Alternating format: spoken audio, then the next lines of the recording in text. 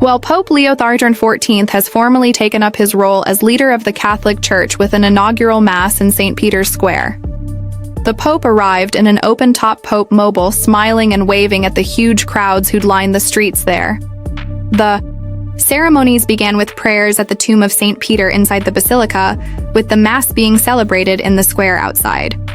A pallium garment, a white wooden band, was placed on the Pope's shoulders and fixed in place with 3 pins to represent the nails on the cross. Then the ring of the fisherman was placed on the Pope's finger.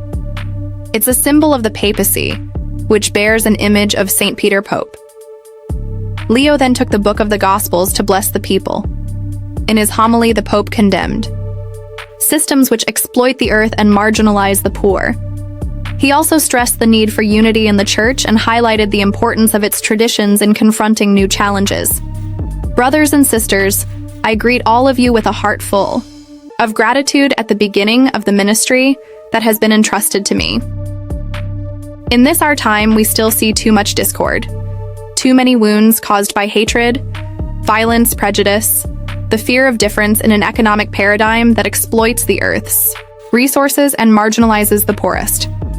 For our part, we want to be a small level of unity, communion, and fraternity within the world. Well, let's speak to our correspondent, Beth Nebel, who is at the Vatican. So, a very important day, lots of symbolism.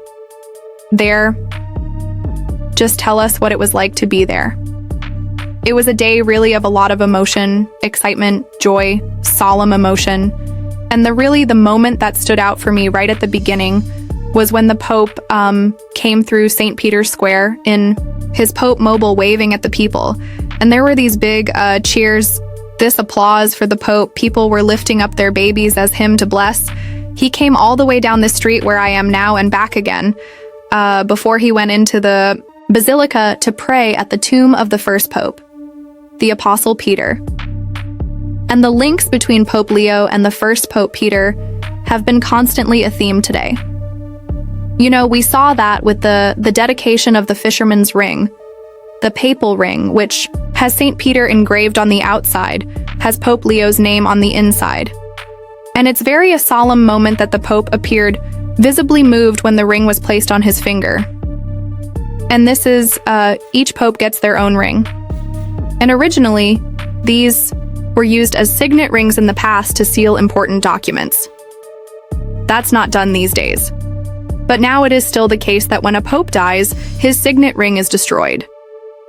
So this is something very particular for each Pope.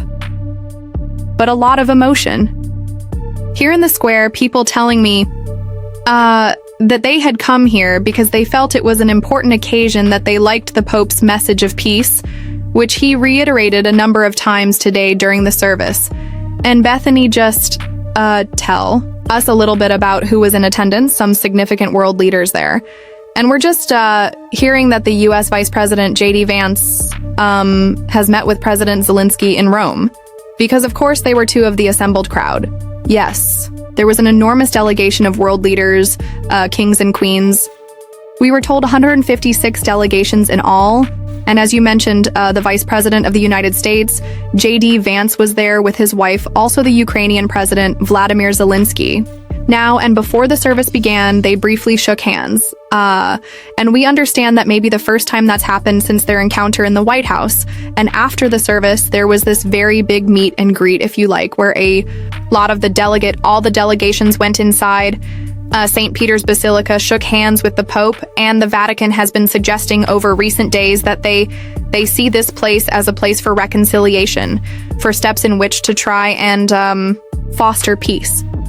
And it was interesting to note that at the end of the service, the Pope said that it was important in this moment of joy and celebration to remember not only the poor, but the people who were in countries that were torn apart by war, and he specifically mentioned Gaza, Myanmar, and Ukraine. Thank you very much, Bethany Bell in the Vatican, for us. What you can see on the screens there. We'll just show you again our images of Pope Leo meeting Vladimir Zelensky. These pictures have just come in to us. And we're also hearing that the Vice President J.D. Matt Vance has also met the Ukrainian president. Of course, a lot of politics for the pair to discuss, as President Trump tomorrow is set to talk to Presidents Putin and, indeed, Zelensky on the phone as the U.S. administration tries to restart those efforts for a ceasefire in Ukraine. They appear to have stalled a little bit.